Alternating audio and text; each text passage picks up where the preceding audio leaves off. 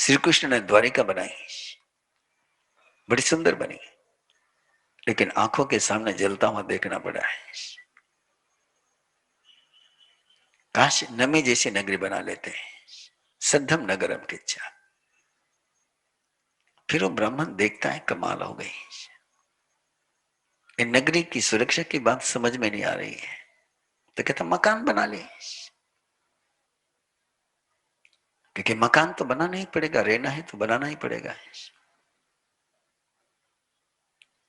और नमी बहुत सुंदर जवाब देता है, ये जवाब अपने बहुत काम का है। जिनको मंजिल पर पहुंचने का विश्वास नहीं होता है, जिनको शिखर पर पहुंचने का विश्वास नहीं होता है, जिनको संशय होता है कि हम पहुंचेंगे कि नहीं पहुंचेंगे, वही रास्ते में घर बनाते हैं। जिनको विश्वास होता है कि हम मंजिल पर पहुंचेंगे, जत्थे व गंतुम इच्छेजा तब तक कुबेजा सासय, जहां जाकर के हमेशा रहना वही घर बनाऊ ना है, और मैं वहां पहुंचूंगा ही। जिन्हें विश्वास होता है वे रास्ते में घर नहीं बनाते, वे सेकंड ऑप्शन नहीं बनाते। मैं हमेशा लोगों को कहता हूं, इस फिलोसफी से बाहर निकलो कि दो प्रोजेक्ट बने, ए प्रोजेक्ट और बी प्रोजेक्ट। ए नहीं हुआ तो बी करेंगे। ये राम का गणित नहीं है। राम तो ये प्रोजेक्ट पर चलता है, तीर्थंकर परमात्मा ये प्रोजेक्ट, ओनली सिंगल प्रोजेक्ट, एक ही प्रोजेक्ट। दूसरा प्रोजेक्ट तुमने दिमाग में रखा कि पहला प्रोजेक्ट फेल हो गया, कि तुमने स्वयं में मन में ध्यान रखा ये पूरा हो भी सकता है, नहीं भी हो सकता है, तुम्हें डाउटफुल हो। ये अंदर के डाउट निकालने के लिए नबी कहते हैं कि बिल्कुल नहीं, मैं रास्ते में घर नहीं बनाऊंगा, मैं जहां मुझे पहुंचना है वही घर बनाऊंगा। और यही तो मजा है। रास्ते में घर मेहनत लगाए क्यों? रास्ता चलने के लिए होता है, घर बनाने के लिए नहीं होता है। रास्ता प्रवासी के लिए होता है, निवासी के लिए नहीं होता है। जो रास्ते पर निवास करते हैं वे पछताते हैं, और जो रास्ते पर निवास नहीं करते वे मंजिल पर पहुंच जाते हैं। और इसलिए नमी कहता है कि नहीं, मैं तो वही पहुंच करके रहूंगा। वो ब्राह्मण कहता है, फिर कहता है, अरे दुर्जन बहुत बढ़ गए, अपराधी बहुत बढ़ गए, दुनिया में बहुत गुनहगार हो गए हैं, जरा इनको दंडित कर, इनको पनिशमेंट कर। जैसे सारी दुनिया को सुधारने का ठेका हमने ही ले रखा है, और कौन किसको सुधार पाया पनिशमेंट से? नमे का ये उत्तर बहुत गहरा है, किसको पनिशमेंट दूं मैं? और ये तो हम सभी जानते हैं कि अपराधी छूट जाते हैं और निरपराधी को सजा होती है।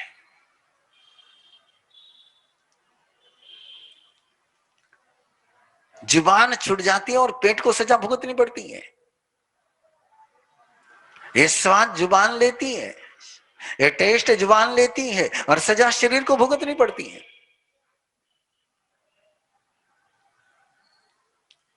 एक कान आनंद लेते हैं और दिमाग को परेशान होना पड़ता है। ये आंखें एंजॉय करती है और दिल परेशान होता है। गलती आंख की और सजा एक्सीडेंट को। आपने देखा कभी किसी झटके लगने के कारण से जब एक्सीडेंट होता है तो आंख पर थोड़ी चोट आती है, आंख तो सुरक्षित रहती है। झटके लगे ड्राइवर को और मर गए बाकी सब। ऐसा ही गणित है सारा है। किसको पनिशमेंट करे? असंयम तो मनुष्य मिच्छा दंड पहुंच जाए। अनेक बार ऐसा जिंदगी में हुआ है, स्वयं के साथ हुआ है, दूसरे के साथ हुआ है, हमने भी किया है और दूसरे ने भी किया है, हमने स्वयं के साथ भी यही किया है। खाने के कारण से पेट बिगड़ता है, लेकिन खाने का आनंद कौन लेता है? पेट थोड़ा लेता है, ये जुबान ही लेती है ना। गलती जुबान की है और सजा पेट को है। किस लिए गुनाह करना है? इसलिए किसी को दंड देने की जरूरत नहीं बने। और जब देखा कि दंड की बात में भी नहीं आ रहा है, तो थोड़े अहंकार को जगाने का प्रयास किया। कहां जा रहे हो? तुझे कोई मानता नहीं है, तेरे खिलाफ लोग बात करते हैं, जरा इनकी अक्ल ठिकाने पर ला। इन सबको एक बार चरणों में झुका, इनसे अपनी बात कन्विंस करा। जो राजा तुझे मानते नहीं, जो लोग तुझे मानते नहीं है, इनको मनवा, एक अपना लोहा मंजूर करा, इनसे अपना वजूद मंजूर करा। कितने भ्रम में जीते हम लोग कि लोग मुझे मान ले। अरे मैं स्वयं को मान लो ना। आत्मवीर्य पर स्वयं को भरोसा होना चाहिए ना। अपने आत्मवीर्य का, अपने पराक्रम का सर्टिफिकेट दूसरे से क्यों मांगते हो? हम जाते हैं बहुत बार घरों में, और छोटे बच्चे से लेकर बड़े तक आजकल बंगलों में कह दो या घरों में कह दो, एक नई अलमारी बनती जा रही है सर्टिफिकेट रखने की, मोमेंटो रखने की। एक अच्छा बिजनेस चल गया। हर चतुर्मास में मोमेंटो दिए जाते हैं, सर्टिफिकेट। हाँ, तुमने बहुत अच्छा काम किया। और देखो ना, मोमेंटो की भरमार लगी हुई है। हाँ, मुझे इतने लोग मानते हैं, मुझे इतने लोग मानते हैं, मुझे इतने लोग मानते हैं। जरा एक बार जाकर के चेक कर ले कि जिन्होंने मोमेंटो तुझे दिया उनको याद भी है कि तुझे मोमेंटो दिया है उन्होंने।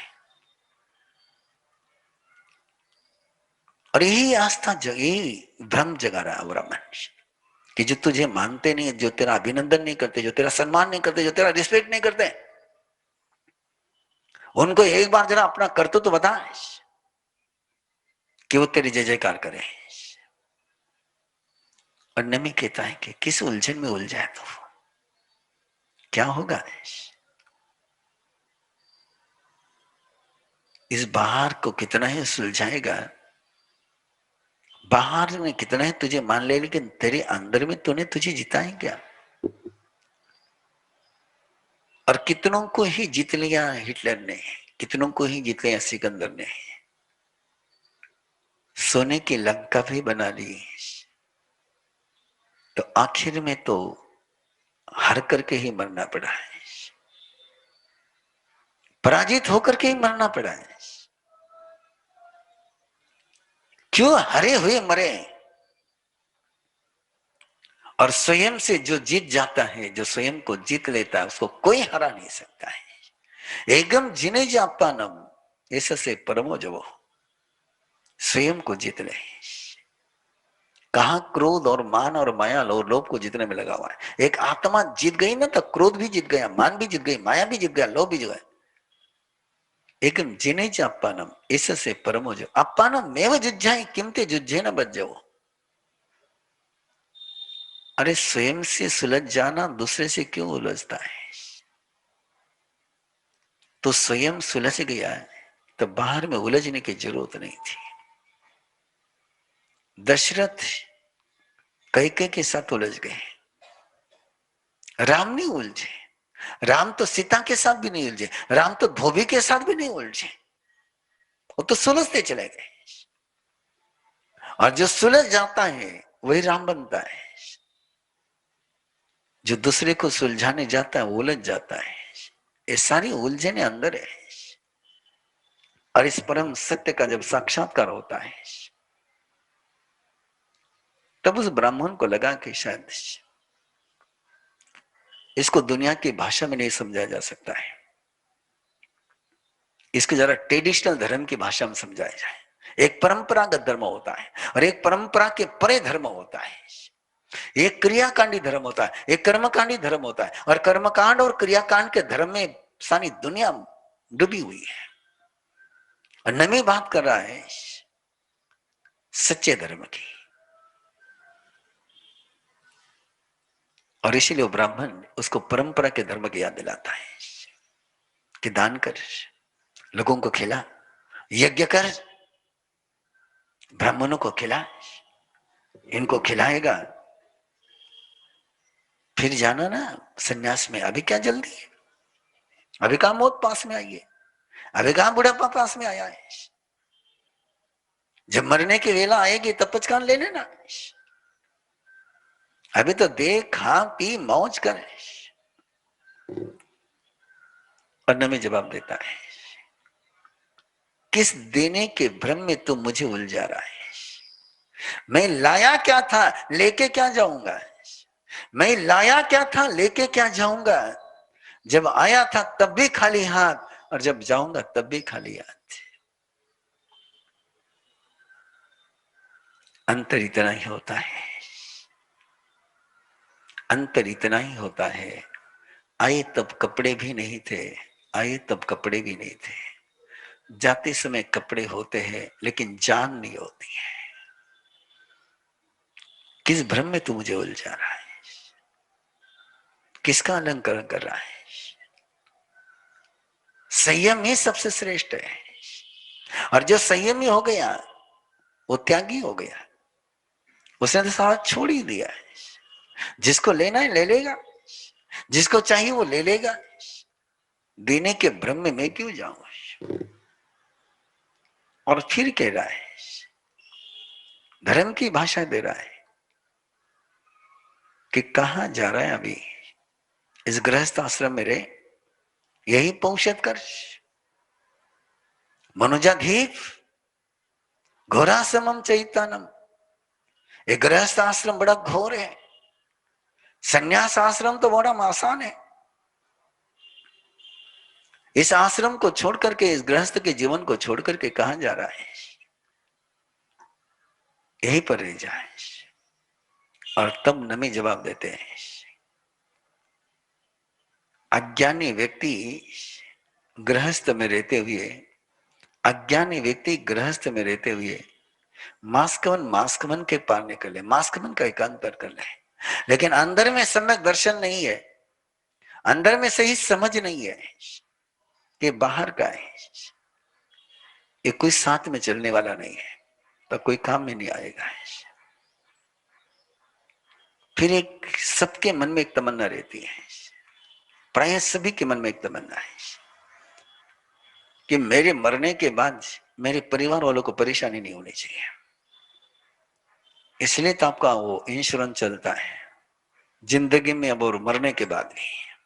अब मरने के बाद तुम्हारे क्या काम आएगा, मरने के बाद तो दूसरे के काम आएगा। और ये मनोविषय रीति मन में है। इसलिए आदमी धन कमाते चले जाता है, तिजोरी में भरते चले जाता है, बढ़ाते चले जाता है। कोसम वड्ढावितानम, जरा कोश बढ़ा के चले जान, जिसके कारण से तेरे संतति को कोई परेशानी नहीं होगी। और नमी उसका जवाब देता है, जो कपिल ने दिया था उसके आगे जाकर के जवाब देता है, सुवर्ण रूप से उपाय सारे पर्वत सोने के हो जाए। सेया हो किला से समा असंख्य, असंख्यक पर्वत हो जाए। नरस लुद्धस नते ही किंची, फिर भी किसी का मन शांत नहीं हो सकता है। किस आत्मा का स्वभाव ही दुपुरे में आया है। ये ऐसा गड्ढा है जैसे समुद्र का कभी पेट नहीं भरता, जैसे स्मशान का कभी पेट नहीं भरता, वैसे इस लोभ का कभी गड्ढा भरता नहीं। और फिर ब्राह्मण एक अलग सवाल करता है, बड़ा चुभता हुआ तीर छोड़ता है कि यहां तो भोग छोड़ रहा है और स्वर्ग की भोग की कामना कर रहा है। आश्चर्य लग रहा है मुझे कि जो हाथ में उसको छोड़ रहा है, जो हाथ में नहीं उसके पीछे जा रहा है। और तब नमी कहता है कि नहीं, भोग चाहे यहां का हो कि वहां का हो, भोग सारी काटे, चाहे मनुष्य लोक का भोग हो चाहे देवलोक का भोग हो। सल्लम कामा विषम कामा कामा असे विसोमा, कामे ये भोए पत्ते माना अकामा जनती दो गई। बिना मिले ही लोग दुर्गति में जाते हैं, आहे वही कोहे न। क्रोध के कारण से अधोगति होती है। माने न अहम आ गई, अहंकार के कारण से अधम गति होती है। माया गई पड़ी खाओ। जब कपट करते हैं तब बाधाएं उपस्थित होती है। और लोभो दोहो यम, और लोभ में तो मिला तो भी भय है, नहीं मिला तो भी भय है। जो वस्तु चाहिए वो मिल गई तो कोई छीन न ले इसका भय, और नहीं मिले तब तक भय। आप देख सकते हो, आराम से देख सकते हो, हर कुर्सी पर बैठे हुए व्यक्ति को डर रहता है कि मुझे कुर्सी से कोई उतार न दे। और जब तक कुर्सी पर बैठता नहीं है तब तक दूसरे को उतारने की तैयार रहती है। ऐसा ही धन का मामला है, ऐसा ही लोभ का मामला है। जब ये क्रोध मान माया लोभ के सारे जवाब उसने दे दिए, तब असली स्वरूप में इंद्र आकर के कहता है सच में तूने क्रोध को जीत लिया है, मान को पराजित कर लिया है, माया को तूने निरश्रुत कर दिया है, और लोभ को तूने वश किया है। तेरी मुक्ति, तेरी क्षमा, तेरा त्याग उत्तम है। अब वो हम भी इस अनुभूति में जीते हुए आगे बढ़े एक ऐसे अध्याय की ओर। कैसे जीवन आ सकता है, क्या करना चाहिए कि नमी अपने जीवन में जीवंत हो जाए, कैसे ये सारे सूत्र जीवन में स्पष्ट हो सकते हैं। यदि प्रमाद छूट जाए, दो प्रकार की शक्तियां पाई गई है, एक कर्म की शक्ति है, अनेक आत्मा की शक्ति है। जितना हम प्रमाद करते चले जाते हैं उतने कर्म की शक्ति बढ़ती चली जाती है, और जितना अप्रमाद करते हैं उतनी आत्मा शक्ति बढ़ती जाती है। एक कर्म वीर्य है, एक अकर्म वीर्य है।